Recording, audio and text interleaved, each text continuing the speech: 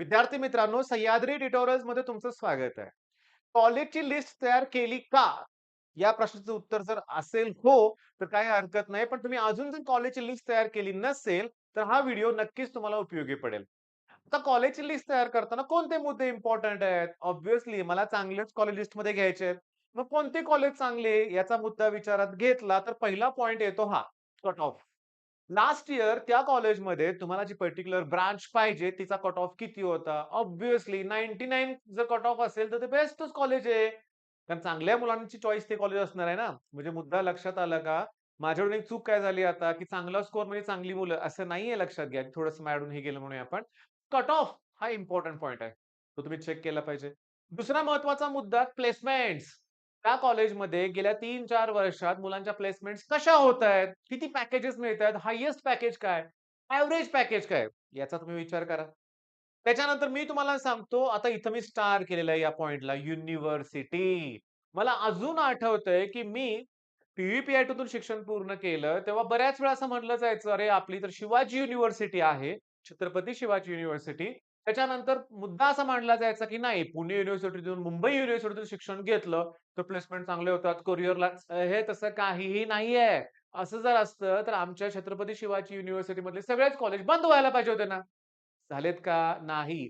साताऱ्यात के कॉलेज आहे. माझा सख्खा भाऊ, चुलत भाऊ, चुलत बहीण सगळे के-बी-पीमध्ये शिकलेत. ओके.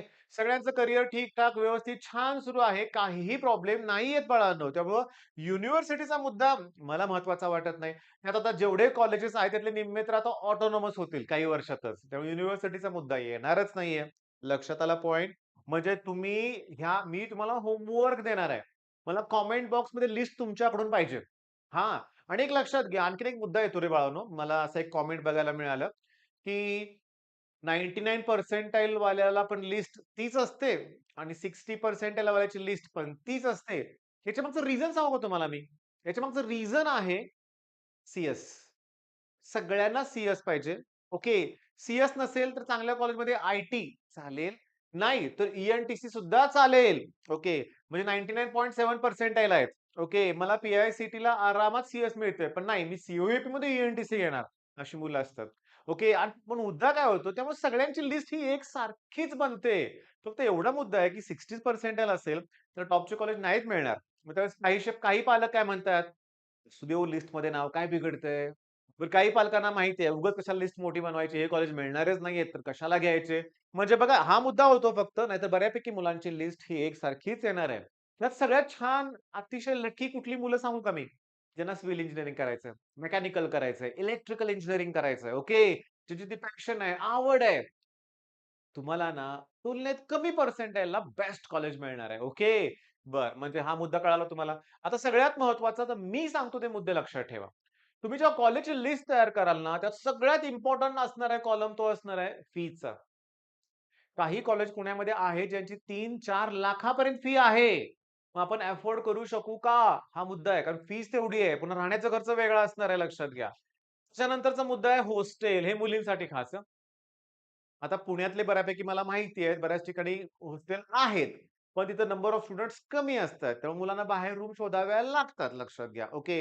मग अशा वेळेस हॉस्टेल पाहिजे तरी मुलींसाठी निदान फर्स्ट इयरच्या मुलींसाठी तर हॉस्टेल पाहिजे की नाही? तेव्हा तुम्ही कॉलेजची लिस्ट तयार करत असताना हॉस्टेल आहे का? ओके. किती लोकांसाठी? आपल्याला मिळेल का? याचा विचार करा. नाहीतर काय होणार? कॉलेजला आलाय तुम्ही, हॉस्टेल नाही मिळालं, कॉलेज सुरू झालंय, मग पालकांना सगळं थांबवून तुमच्यासाठी रूम शोधावे लागतात. ओके. बरं पुण्यासारख्या ठिकाणी ते इझिली अवेलेबल होतात. पण पुन्हा नवीन पार्टनर, सगळ्या नवीन गोष्टी आल्या. आलं का लक्षात मी काय सांगतोय? त्याच्यामुळे हा पण मुद्दा इम्पोर्टंट आहे. आता हा काय पॉइंट आहे? लोकेशन सांगतो. तर माझ्या 3 वर्षापूर्वी माझ्या ऑफलाईनमध्ये एक स्टुडंट होता. ओके. ज्याला सिव्हिल इंजिनिअरिंगमध्ये त्याने ॲडमिशन घेतलंय. बऱ्यापैकी चांगला स्कोर होता. पण कॉलेज कुठलं मिळालंय? अमरावती. कॉलेज चांगलं आहे, गव्हर्नमेंट कॉलेज आहे. पण ते साताऱ्यापासून किती लांब आहे? खूप लांब आहे. मग कराड गव्हर्नमेंट कॉलेज पण मिळालं असतं की, पण तो ऑप्शन फॉर्म भरताना चुकला. त्याने स्वतःच ऑप्शन फॉर्म भरला होता. मग काय होतंय आता कंडिशन काय चाललंय. आता लास्ट इयरला होईल पण इंजिनिअरिंग काही प्रॉब्लेम नाहीये. शेवटी मिळालं त्याला तिथं घेतलं त्याने एक्सेप्ट केलं. पण अंतर किती आहे?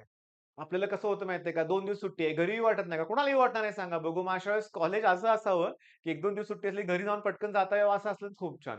नाहीतर अमरावती, नागपूर या साइडला गेल्यानंतर तुम्ही वर्षातून 2 वेळा, 3 वेळाच घरी येणार अशी कंडिशन होते. मुद्दा लक्षात आला का? बरं त्याच्यानंतर कोर्सेस. आता होतं काय बघा लक्षात घ्या, की कॉलेजेसच्या म्हणजे तुमची लिस्टमध्ये फक्त टॅग पाहिजे म्हणून बेस्ट कॉलेज नको आहे. तुम्ही कुठल्या कोर्सला ॲडमिशन घेणार आहे तेच इम्पोर्टंट आहे लक्षात घ्या. ब्रांच म्हणायला पाहिजे होतं. कोर्सच्या ऐवजी काय म्हणूया आपण ब्रांच. ओके. बरं आता आणखीन एक महत्त्वाचा मुद्दा जो आता मला व्यवस्थित डिस्कस करायचा आहे. काय ते सांगतो, की मला पुण्यातच घ्यायचंय का? कारण मी लवकरच यू-पी-एस-सीची प्रिपरेशन स्टार्ट करणार आहे. नाही होणार. असं माझं मत आहे बरं का. तुम्ही आता एक्स्ट्राऑर्डिनरी असाल तर तुम्ही काही करू शकताय. पण काय होतं इंजिनिअरिंगचा लोड एवढा असतो. First semester, second semester, unit test, mid sem याचा अभ्यास कधी करणार? नाही सॅटर्डे, संडे क्लासेस असतात मला जॉइन करायचे आहेत. हे फक्त पुण्याला जायची कारणं आहेत बरं का लक्षात घ्या. बऱ्याच वेळा मी बघितलंय. मी एकदा मुलाला खूप प्रेमानं जवळ घेतलं, गप्पा मारल्या, एकदम त्याला आपलंसं करून घेतलं. मग मनातलं बोलायला सुरुवात केली त्यानं. मी त्याला म्हटलं, "अरे कराड आपलं इतकं चांगलं जवळ आहे. गव्हर्नमेंट कॉलेज आहे. प्लेसमेंट्स पण होतायत बऱ्यापैकी." त्याला एवढे पण चांगले मार्क नव्हते. पण कराड त्याला मिळत होतं. ओके. पुण्यात त्याला सी नाही, पी नाही मिळत होतं. ओके. इव्हन व्ही-आय-टी चान्सेस कमी होते. पण तो काय म्हणला बघा, की "सर, आहे कराडमध्ये. पुण्यात कसं आहे, फिरताना शॉपिंग मॉल्स आहेत, इकडं-तिकडं कुठेही फिरता येईल. कराडमध्ये काय आहे? काहीच नाहीये." दुसरी गोष्ट, आणखीन एक मुद्दा महत्त्वाचा. कराडला ॲडमिशन घेतलं, तर आठवड्याला पालक भेटायला येतील. ओके. मग कसला पॉकेट मनी मिळणार आहे. पुण्याला घेतलं, तर महिन्याला ₹10,000-12,000 मिळतील. म्हणजे बघितलं का मुलांची काय विचारसरणी आहे. म्हणजे मुद्दा असा सगळेच अशी मुलं नाहीयेत बरं का, मी तुम्हाला क्लिअरली सांगतो. पण याचं अट्रॅक्शन खूपच आहे. पण हे कोर्सेस करता येतील? नाही होणार. एन्जॉयमेंट करू शकता लक्षात घ्या. एन्जॉयमेंट करू शकता. ओके. पण ती त्याच्यासाठी आपण नाही चाललो. आपल्याला पुढची 4 वर्ष अतिशय महत्त्वाची आहेत लक्षात घ्या. बरं आता सगळ्यात महत्त्वाचं बरं का, मी तुम्हाला क्लिअरली सांगू का, की कॉलेजची लिस्ट एक कॉमन तुम्हाला बघायला मिळेल बरं का, की ऑब्व्हियसली पहिल्यांदा नाव असणार आहे नाहीतर व्ही आहे. ओके. आता त्याच्यानंतर 2 नंबरला आता पुण्यातलं कॉलेज म्हणलं तर पी-आय-सी-टी येणार. ओके. त्याच्यानंतर व्ही-आय-टी, व्ही-डबल-आय-टी किंवा पी-सी-सी-ओ-ई ही कॉलेज टॉपला आहेत. आता मुलींसाठी एक कॉलेज पुन्हा वाढतंय तुम्हाला माहिती आहे कमेन्स. ओके. मग हे तर फिक्स आहे. मुंबईतला स्टुडंट असेल तर त्याच्यामध्ये एखादं मुंबईतलं कॉलेज नक्कीच वाढणार आहे. पण ऑब्व्हियसली या भागात जे पुण्यातली आमची लोकं आहेत, ओके, त्यांचं हेच लिस्ट असते लक्षात घ्या. बरं नागपूरचं असेल तर ते रामदेव बाबा कॉलेज आहे. ते ॲड होईल एखादं. बरं याच्यानंतर कोणते कॉलेजेस आहेत? मी तुम्हाला होमवर्क देतोय. तुम्ही कॉमेंटमध्ये कळवा. डी-वाय पाटील पिंपरी आहे, डी-वाय पाटील आकुर्डी आहे. मॉडर्न आहे, पी-व्ही-जी आहे, ए-आय-एस-एस-एम आहे. त्याच्यानंतर अजून कुठलं आहे एम-एम-सी-ओ-ई, मराठवाडा मित्र मंडळ, college of engineering, Karvenagar. Okay.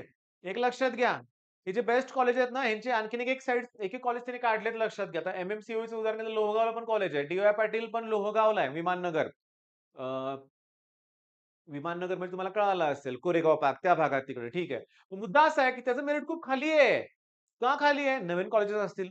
बघा बऱ्याचशा मुद्द्याचा विचार केला तर कट ऑफ खालीच आहे लक्षात घ्या. म्हणजे कॉलेजचं बघा नांदेडला पण एक बेस्ट कॉलेज आहे. ओके. फार पूर्वीपासूनचं कॉलेज आहे. वालचंद आता ह्या लिस्टमध्ये वालचंद नंतर येणार आहे बरं का. मग हे पण आहे. वालचंद सोलापूरला आहे, पण त्याचं रेप्युटेशन कट ऑफ वरून तुम्ही चेक करा. कॉलेज ते नो डाउट बेस्ट आहे. माझा अतिशय जवळचा रिलेटिव्ह वालचंद कॉलेजला होता. ओके. पास आउट झाला, प्लेसमेंट तिथं मिळाली, नाही मिळाली माहीत नाही मला. पण आज तो ऑस्ट्रेलियामध्ये. ओके. छान सगळं सुरू आहे. मुद्दा असा आहे, की आता आपल्या पर्सेंटाइलनुसार कॉलेज सिलेक्ट केलं पाहिजे. कॉलेजची लिस्ट आता तुम्ही मला ओरडणारच आहे, की कॉलेजची लिस्ट थंबनेलमध्ये टाकलंय आणि कॉलेजची लिस्ट तर दिलीच नाही. दिली नाही कुठे? मी तुम्हाला बनवायला लावतोय. बरं, मी तुम्हाला क्लिअरली सांगू का, मी तोंडी आता कॉलेजची नावं सांगितली पुण्यातली. त्यातलं चुकून एखादं दुसरं ते प्रोग्रेसिव्ह मॉडर्न पण एखादं कॉलेज आहे तिथं, ते पण चांगलंच आहे. म्हणजे पुण्यात सिटीतली जेवढी कॉलेज आहेत ना, ती जुनी आहेत. त्याचं एस्टॅब्लिशमेंट इयर बघा. ती जर रेटिंग वगैरे आहे ती काही इम्पोर्टंट आहे असं मला वाटत नाही बरं का. म्हणजे असतात नॅकची रेटिंग वगैरे असतात लक्षात घ्या. पण मुद्दा असा आहे, अतिशय महत्त्वाचा मुद्दा, कुठल्याही कॉलेजला घ्या. तुम्हाला 100% सांगतो, की प्लेसमेंट सगळ्यात छान मिळणार नाही. सॉरी फॅकल्टीज सगळ्यात चांगल्या मिळणार नाही आहेत लक्षात घ्या. तुम्हाला स्वतःच करावं लागणार आहे. ओके. मग आता मुद्दा लक्षात आलाय. मग मला कॉमेंटमध्ये तुम्ही काय सांगणार कॉलेजची नावं. लिस्ट तयार करून द्या आम्हाला. ओके. सगळ्यांना त्याचा फायदा होईल लक्षात घ्या. नक्की. पण त्यातही आणखीन सांगतो ऑप्शन फॉर्म भरताना पुन्हा काय करावं लागतं माहिती का? पुन्हा टी-एफ-डब्ल्यू-एस आलं. ओके. त्याचा विचार करून पुन्हा ऑप्शन फॉर्म भरावा लागतो. मग या सगळ्यासाठी यश आराध्य आहेच. कदाचित 1-2 दिवसात यश त्याचं काउन्सिलिंग लॉन्च करेल. पालक एवढे फोन करून विचारतात माझ्या ऑफलाईन मधल्या मुलांना पण काउन्सिलिंग हवंय. पण मी यशशी बोललोय कदाचित उद्या किंवा कदाचित आज केलं का चेक केलं पाहिजे. नाहीतर उद्या तरी तो काउन्सिलिंग प्रोव्हाईड नक्की करेल. त्याचबरोबर मुंबईतल्या मुलांसाठी Sameer Shaikh best counselling provide करेल असं मला वाटतंय. ओके मग? ठीक आहे, मग हा व्हिडिओ थांबवतोय. दिलेला होमवर्क कंप्लीट करा. मला कमेंटमध्ये कॉलेजची लिस्ट द्या. All the best.